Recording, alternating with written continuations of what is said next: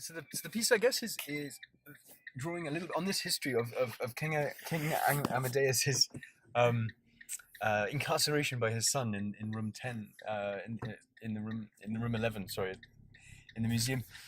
And then it's also drawing a little bit on the kind of romance of the idea of the tower room in the Cerruti house, which is a room made by or hung with works with kind of medieval and Baroque, very kind of emotional religious works in the Cerruti house.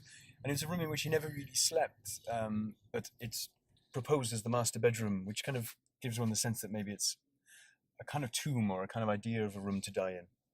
So this idea of the last room of one's life has come into the piece, which draws on the architecture of the room where it's shown. So we've kind of remodeled. It's a series of collages, effectively, working with the space in which the piece is shown, and then mixing that with images of birds in the sky and kind of wintry trees, and then fragments of the kind of creatures that inhabit the wall frescoes of those rooms themselves. And why do you think you wanted to do that particular piece? How does it connect to your earlier work? Mm-hmm. I think I've been working a lot in I feel like my work has been moving towards the still image. So working more and more with kind of collage material and making slideshows and thinking about kind of sequences of still images and the simplicity of that form.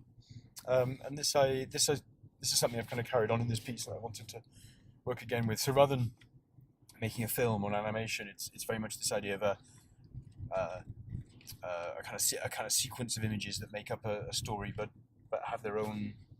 Yeah, it's like a suite of collages, or a suite of drawings. But why does the Baroque imagery or the medieval imagery or the religious imagery have an impact on you? Why are you interested in that?